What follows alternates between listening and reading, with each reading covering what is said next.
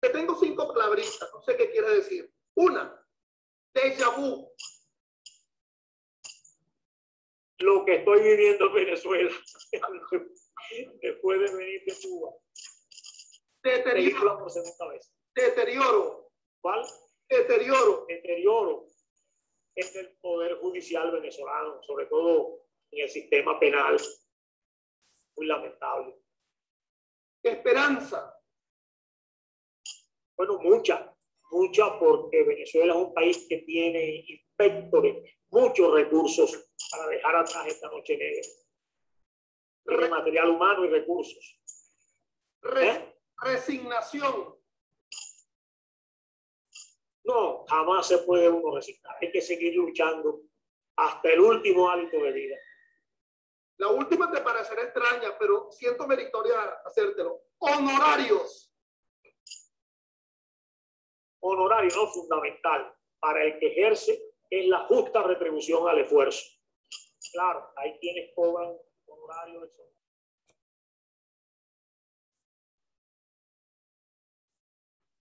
Así nos hablaba hace unos meses, en febrero, perdón, de este 2021, nuestro gran amigo Eric Lorenzo Pérez Sarmiento, a quien de forma personal, sin mezquindades, sin egoísmos, sin afán de grupo, sino solamente en un sentido netamente personal de amistad, dedico en homenaje estas 2 disertaciones que hoy realizaré sobre unas propuestas de su hechura. La que tiene enfrente a sí, esa obra de 2011 en varias ediciones, La dicotomía de la prueba en el proceso penal, y la otra, hoy mismo a las 4 de la tarde, sobre una propuesta que venía manejando el amigo Eric Lorenzo Pérez Sarmiento hace unos meses, cuando pasó a aquel otro plano en la que todavía nos aguarda y en la cual vela por cada uno de nosotros, lo siento presente. Y ese otro trabajo es una propuesta que él venía manifestando sobre la posibilidad de una apelación libre de sentencia que no estuviese vinculado exclusivamente a las causales establecidas, por ejemplo, en el artículo 444 del Código Orgánico Procesal Penal. Con su terrible, inesperada partida por esta malhadada pandemia del COVID, yo escribí una resemblanza, un recuerdo de nuestro común amigo Eric Lorenzo Pérez Sarmiento, que me voy a permitir, y me perdona lo extenso leerlo, pero creo que es importante a los efectos del respeto de la memoria, pues del amigo, el amigo siempre presente. Esa semblanza que le hice yo a Pérez Sarmiento, bueno, salió publicada y muchos la leyeron, muchos estuvieron de acuerdo con ella. Cada uno tiene su pedacito de amistad, de lo que representa Eric Lorenzo ante cada uno de nosotros. Bueno, yo le voy a leer ese pedacito, esa resemblanza que hice en aquel momento. El cubano aquel, un recuerdo de Eric Lorenzo Pérez Sarmiento. No solo el avenimiento del sistema acusatorio procesal penal en Venezuela con su primer Código Orgánico Procesal Penal COP de 1998 fue un tema de labor legislativa o judicial. Fue un tema fundamentalmente de expectativas y de un enorme deseo de aprender por parte de la comunidad jurídica venezolana, por cierto, no solo la de abogados penalistas. Lo novedoso de un sistema acusatorio era casi una moda, ingresar a juicios con jurados litigar en audiencias públicas, entender que la investigación penal estaría en cabeza de un ministerio público que adversarialmente se enfrentaba a la defensa, para que un tercero decisor, el juez, se limitara a decidir sin intervenir como parte. Era algo para lo cual se requería formación, requería ser estudiada tanta novedad.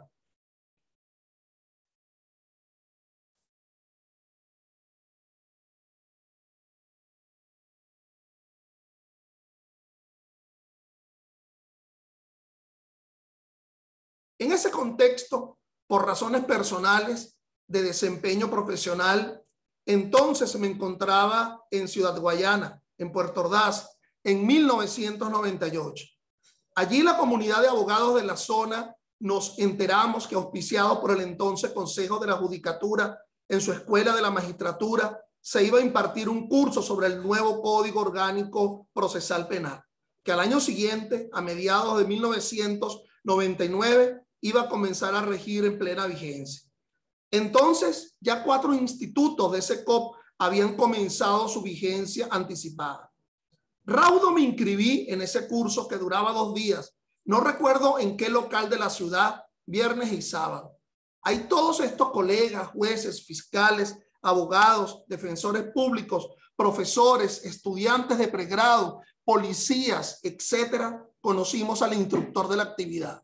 Nos sorprendió como un hombre por entonces, en sus 40 y tantos años, manejara tanta cultura jurídica, pero sobre todo nos sorprendió esa cadencia del acento cubano, entonces no tan común en nuestra realidad venezolana. Hoy, con tanta presencia antillana por razones de amistad política con el régimen actual, entonces amenazante en los meses previos a las elecciones de diciembre de 1998. En la que ganó el sobreseído teniente golpista Hugo Chávez. Desde esos cursos de finales de los años del 1990, muchos en el país conocimos al jurista cubano Eric Pérez Sarmiento. Nos empezó a hablar de libre convicción razonada, de sana crítica, de audiencia de imputación, de pruebas de cargo y de descargo, de cortes de apelaciones, de jueces de control, de fase intermedia, y en fin, de tantos términos en una jerigonza acusatoria de nuevo cuño, para lo cual todo era nuevo para nosotros los nuevos. Era agradable su explicación, jocosos sus ejemplos, profundas sus referencias a la doctrina americana y europea vigente. Empezamos a oír hablar de Binder, Mayer, Montero, Chiesa, Vescovi, Nieva, recalcándonos por demás a los viejos clásicos, algunos conocidos por nosotros, como León y Pico y Junoy, y hasta nuestros viejos autores procesalistas como Chiosone y el propio Borjas. Es decir, Pérez Sarmiento colocó al derecho procesal penal en Venezuela en su verdadera dimensión, como un real derecho, con característica de ciencia procesal por referirse a actos procesales con su finalidad y sus ritos, y penal porque en una unión de garantías con efectividad ejecutiviza los dogmas tan aprendidos del derecho penal sustantivo. Dicho en otras palabras, dejamos de tener un enjuiciamiento criminal, como se llamaba la materia entonces en las universidades, a un real derecho procesal penal. El tema entonces no era enjuiciar a un criminal, sino procesalizar científicamente una causa. En ese sábado de 1998, los allí cursantes representamos una audiencia de juicio y por primera vez encontramos cercano que eso de actuar una causa no era solo un tema de películas y seriados, sino que era lo inminente, lo que iba a ocurrir para miedo escénico de unos y alegrías de otros en pocos meses de 1999.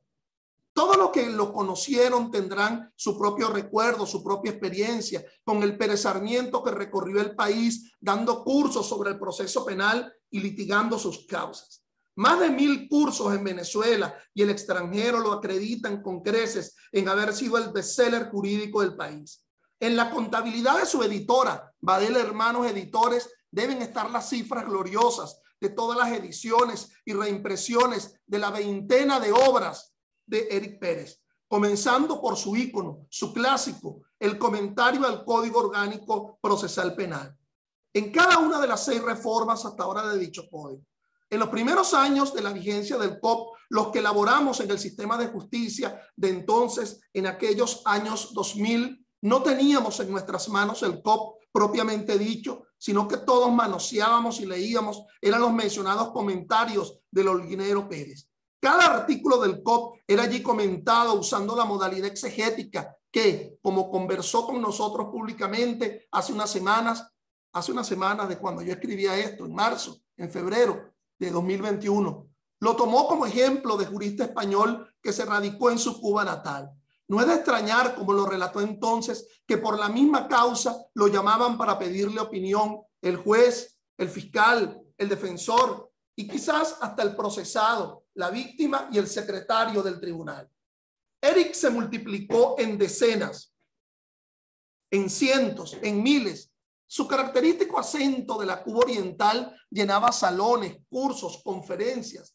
Era la real estrella en cuanto curso de derecho procesal penal se impartió en el país durante estos últimos 22 años. Y fue polémico como él solo. Aquella figura alta, rubia, de ojos verdes, con una locuacidad cargada de vivencias y hasta de canciones de su nación antillana, soltaba cada frase inesperada que escandalizaba, pero a su vez ilustraba el real sentido de su quehacer doctrinario.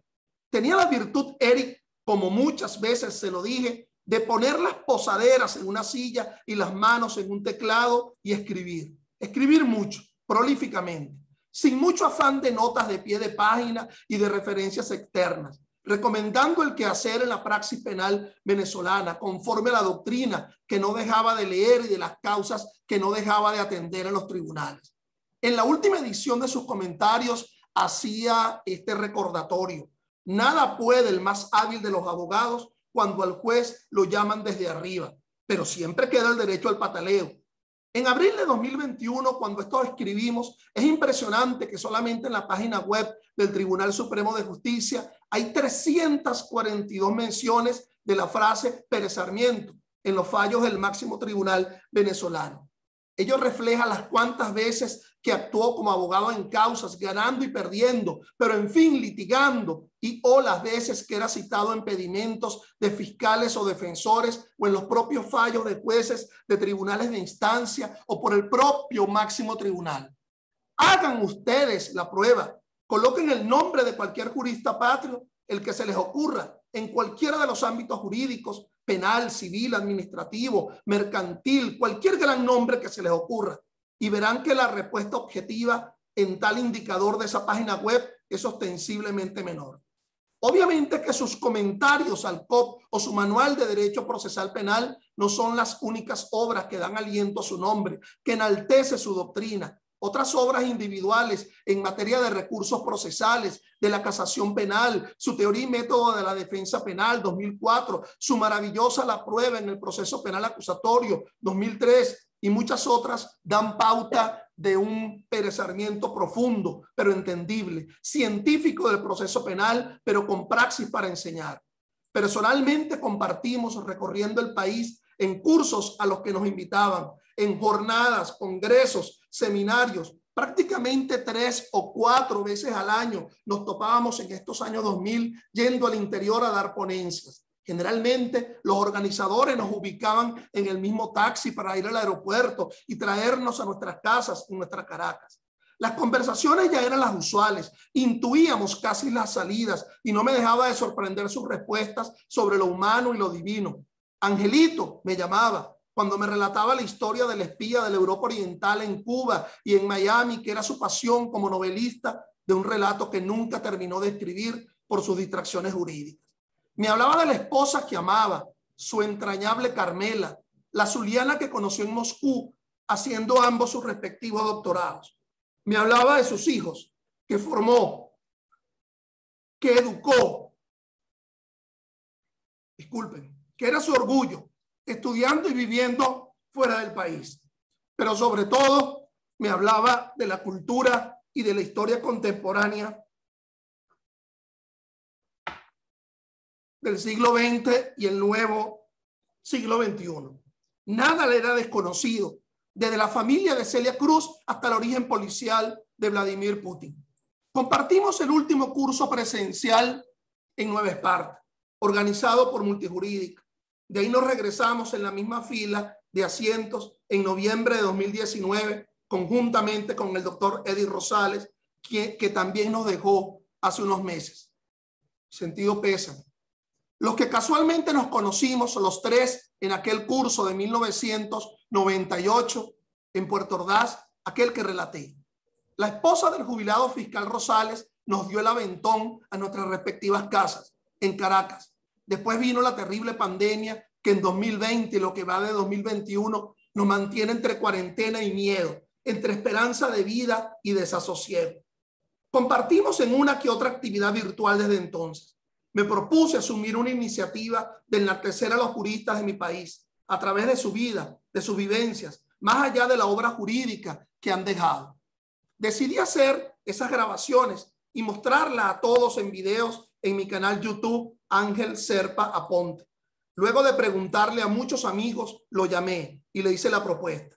No solo la aceptó, sino que me dijo, mientras más pronto mejor. Mañana, Angelito, ¿te parece? Le respondí, agendo y te mando las coordenadas. Tú solo mándame algunas fotos y dime algunas canciones que te gusten. Lo que allí sucedió está a la vista de todos en internet. Vivencias de juristas, Eric Pérez Sarmiento.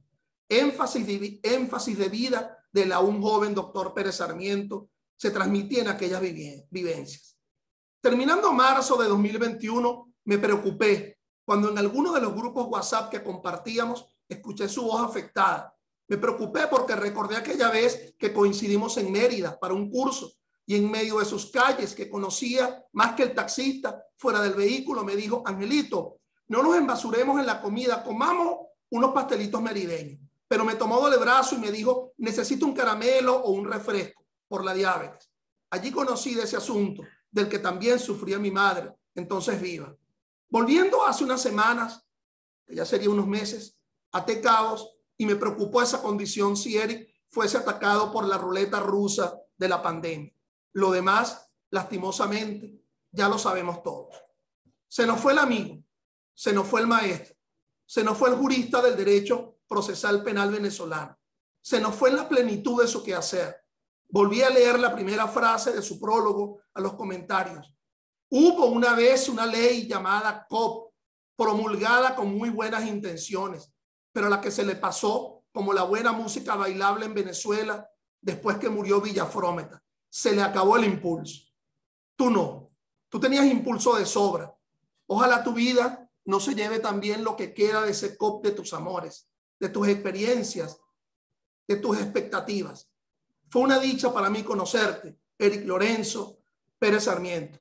Déjame tratar de hacer continuidad de su legado.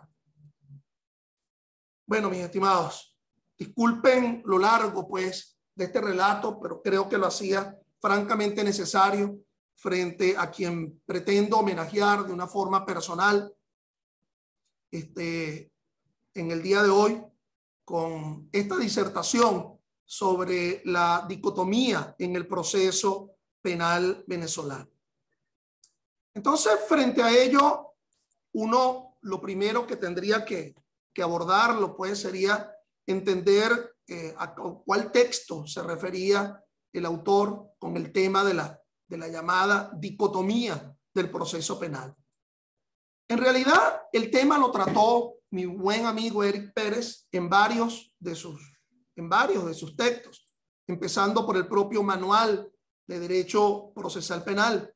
Por cierto, que esta disertación y todas las que yo abordo las pueden encontrar en mi canal YouTube, Ángel Serpa Aponte.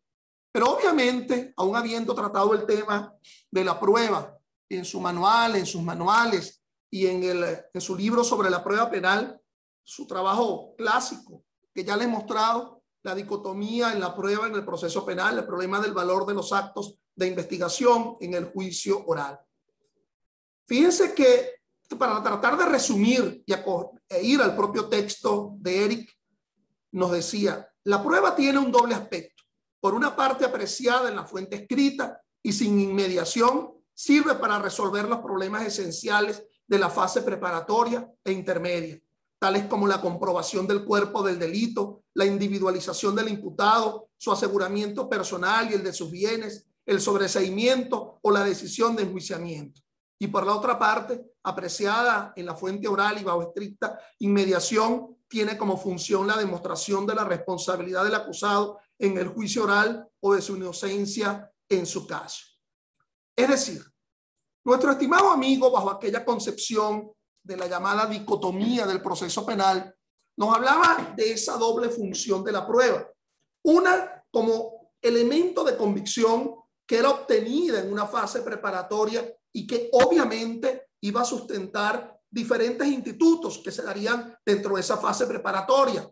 ¿Cómo pudiéramos negar, por ejemplo, que esos elementos de convicción que se obtienen en la fase preparatoria vaya a sustentar lo cautelar, el dictado de lo cautelar, pero sobre todo el dictado de la procedencia del procedimiento ordinario, aquello que se dicta en la audiencia de imputación sobre la base de existencia de elementos de convicción? Elementos de convicción que fueron obtenidos, digamos, a espaldas del propio procesado, de una forma, digamos, instructiva.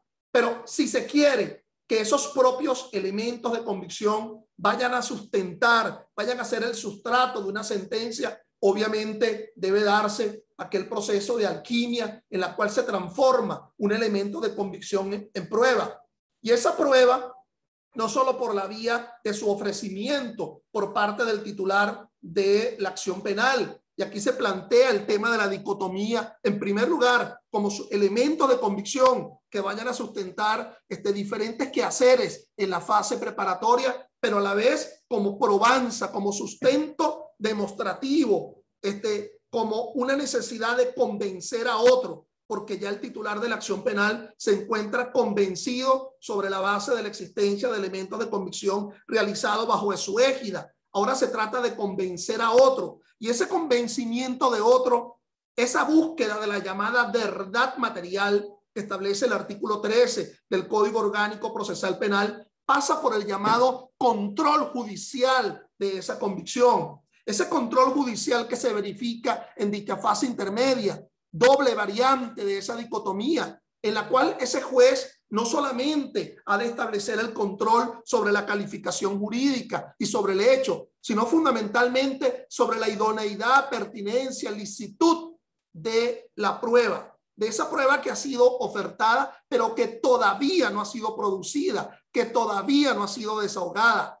El corolario de ese ofrecimiento, y no solamente por parte del titular de la acción penal, porque también pudiera estar presente en la acusación particular propia o en las pruebas que son ofrecidas por la defensa en su escrito de excepciones presentados en fase intermedia con la neta finalidad de que no prospere la acusación, pero ahí nos queda la posibilidad, ese residuo, casi ese 50% de que el asunto quede allí con el dictado de un sobreseimiento si no prospera la acusación, pero ese otro 50% de que la causa pase a juicio. Y por lo tanto, esa segunda variable de la dicotomía manifestada a través de las pruebas que fueron admitidas y que se encuentren presentes en ese auto de apertura a juicio. Y por lo tanto, ahora esos elementos de convicción que pretenden transformarse a prueba implica la necesidad de una contradicción, el contradictorio sobre esa prueba. Y es por lo tanto que nuestro común amigo en el tema de la dicotomía del proceso penal se nos está diciendo que esa necesidad de la inmediación probatoria pasa porque en la dicotomía se haga, y así lo manifiesta, la llamada decantación de la prueba y la metamorfosis de la prueba. Y entonces en su obra, el tema de la decantación de la prueba, él lo manifiesta como la depuración o filtrado que experimenta fuentes y medios de prueba como resultados de la actividad de promoción. Él habla de esa noción de la decantación, en primer lugar, como un tema de jerarquía. Es decir, que el fiscal del Ministerio Público ha encontrado una respuesta convictiva y por lo tanto desecha, deja de lado, decanta, filtra las pruebas que no le van a sustentar su criterio. Pero eso implica que necesariamente esos elementos de convicción ya hayan sido conocidos por parte de contra quien se pretende obrar la prueba. es decir, de la defensa, porque a lo mejor decantado no le va a servir al fiscal, pero a lo mejor eso que está dejando de lado, que ha sido desechado, le va a sustentar precisamente la tesis de sobreseimiento a la defensa y la invocación de la existencia de esos elementos de convicción para sustentar la materialidad de un sobreseimiento. Por otra parte, hay que verificar dentro de ese concepto de decantación que en ocasión de la acusación, artículo 308 del Código Orgánico Procesal Penal, nos vamos a encontrar con dos capítulos. El capítulo de los elementos de convicción, la cual sustenta el convencimiento del fiscal, y el capítulo del ofrecimiento probatorio, con lo cual se pretende demostrar a otro. En esa diferenciación de dos capítulos en la acusación es donde se verifica, francamente, el concepto de dicotomía de la prueba. Pero es que además de ello, el llamado instituto del pronóstico de condena es un pronóstico que se verifica en fase intermedia, obviamente, sobre el análisis de un quehacer probatorio, es decir, de esa probabilidad sobre esas pruebas presentadas en una perspectiva formal de poder demostrar algo en el juicio oral y público si es que se llegare a ello. Entonces, claro, el problema viene dado frente al tema de la dicotomía de la prueba con otros institutos que surgen y que con posterioridad a la fase preparatoria todavía podemos seguir investigando. Institutos tales como, por ejemplo, las pruebas nuevas que están descritas en el artículo 311 del Código Orgánico Procesal Penal, las pruebas que se conocieron con posterioridad a la presentación de la acusación, la llamada prueba complementaria, artículo 326 del Código Orgánico Procesal Penal, conocidas con posterioridad al momento del dictado del auto de apertura a juicio. Pero de igual forma, aun cuando existan esos institutos, y me estoy quedando corto porque obviamente ya en pleno juicio oral y público tendríamos que la advertencia de cambio de calificación también puede conducir a una reapertura del lapso probatorio. La ampliación de la acusación 334 pudiera conducir a una reapertura de ese lapso probatorio, y los hechos nuevos 342 del COP también pueden conducir a una reapertura. Y con lo cual uno se preguntaría, el hecho de esa sobrevivencia de la actividad probatoria, ello exime de el ofrecimiento, de la admisión y de la verificación de idoneidad, pertinencia o licitud. Pues obviamente que no. Aun cuando fuese una prueba nueva, aun cuando fuese una prueba complementaria, ello no exime de ese análisis de pertinencia y de necesidad. Por ejemplo, en el caso de la pertinencia, lo primero que tendríamos que verificar es si realmente es una prueba nueva, si no se conoció con anterioridad a la presentación de la acusación, porque habiéndose conocido con anterioridad a la presentación de la acusación, pues es inidónea ser ofrecida como prueba nueva. De igual manera, pudiéramos ya hablar con respecto a la prueba complementaria, aquella que se dice conocerse con posterioridad a la audiencia preliminar, y la inidoneidad de esa prueba se verificaría en el conocimiento anterior, previo, pretérito a la audiencia preliminar. Entonces, obviamente que estos problemas frente al tema de la dicotomía de la prueba también fue tratado por el doctor Pérez Sarmiento. Por ejemplo, nos decía en su obra, si llegada la hora del juicio oral, las partes renuncian de cónsuno a la práctica de alguna de las pruebas propuestas y admitidas oportunamente, entonces las pruebas quedarían igualmente fuera del proceso. Claro, porque es que aquí se están inscribiendo otros institutos importantísimos, como por ejemplo la prescindencia de probar. Se dice que se oferta la prueba, pero puede ser que las propias partes prescindan del probar.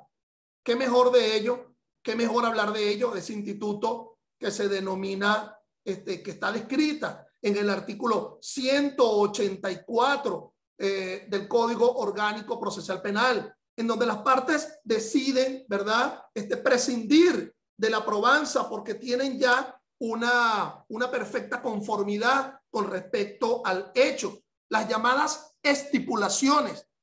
Por cierto que esa norma precisa que si al final del camino quien tiene que apreciar esas pruebas es el juez y tiene la necesidad de que se le demuestre, puede dejar de lado esa voluntad de las partes de prescindir de la probanza por vía de las estipulaciones. Pero también viene al caso la posibilidad de que se inicie el juicio oral y público y todavía haya dudas sobre pertinencia, necesidad, pero sobre todo licitud de la prueba, porque ahora con este Código Orgánico Procesal Penal se puede apelar la ilícita admisión de prueba o la prueba ilícita que haya sido admitida dentro del auto de apertura a juicio.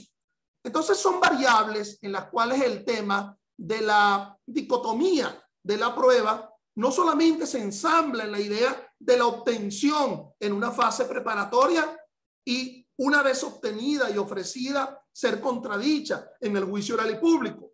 Nótese, por ejemplo, que en la Constitución, en el artículo 49.1, nada menos formando parte del concepto de debido proceso, se dice será nula toda prueba obtenida en violación al debido proceso.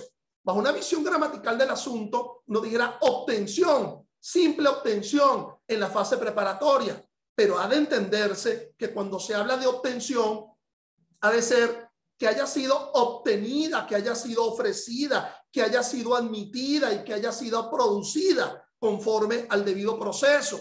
Esa noción, ¿verdad?, en donde se multiplica ese concepto de obtención ilícita de la prueba, en la cual el artículo 181 del Código Orgánico Procesal Penal parece instrumentalizar las variables de prueba ilícita que conduce a la nulidad conforme al 49.1 de la Constitución.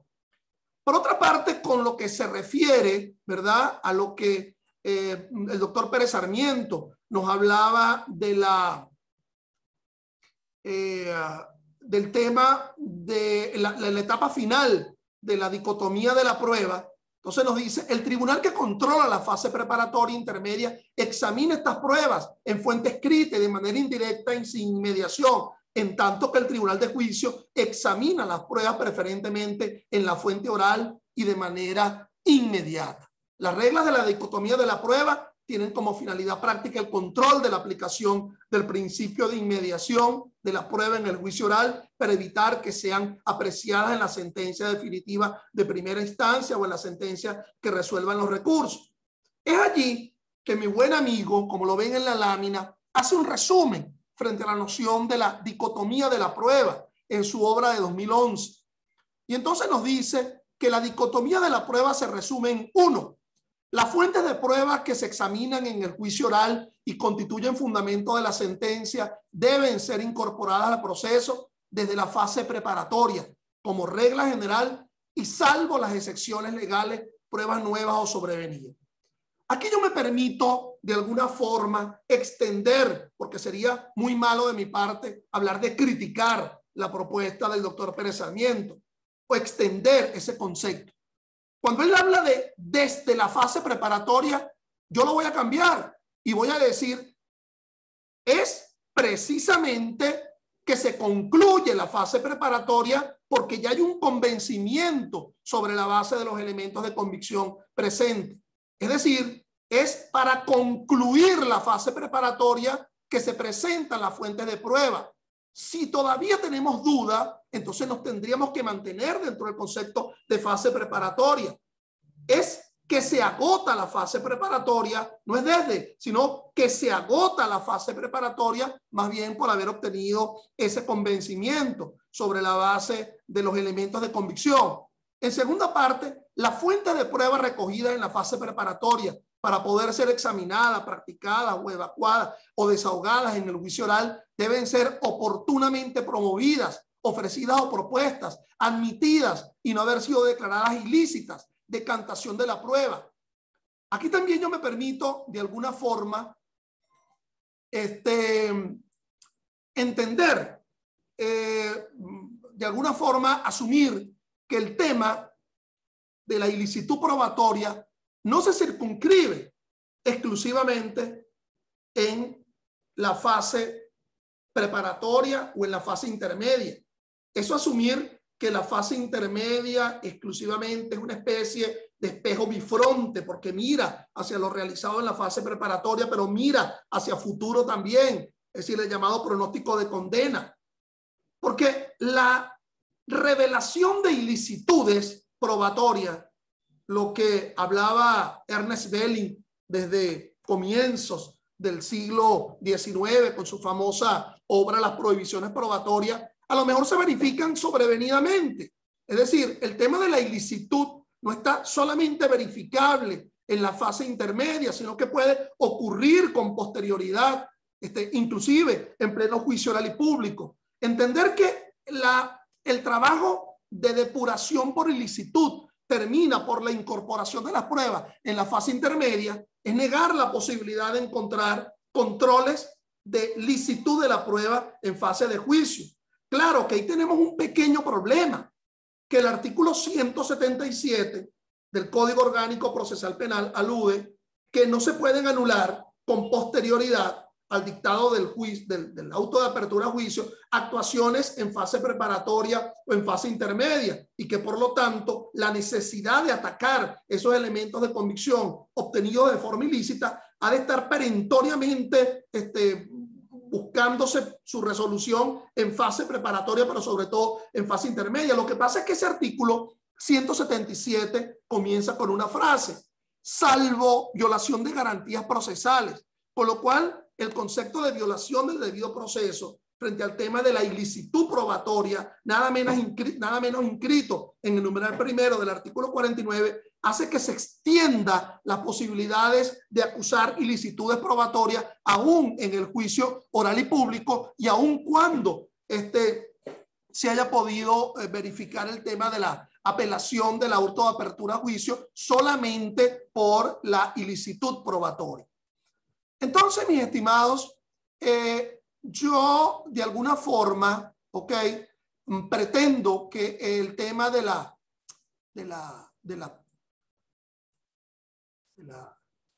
dicotomía de la prueba en el proceso penal, yo la voy a transformar en un juego de palabras y no hablar de dicotomía exclusivamente de la prueba penal, sino de hablar de pentarquía de la prueba penal. Pentarquía, 5. Lo primero, obviamente, los elementos de convicción que irían a sustentar actuaciones que se verifiquen en fase preparatoria. La segunda de ellas, tal como lo indica nuestro amigo Eric Pérez en su eterna recordación, es el ofrecimiento y la producción en el juicio oral y público.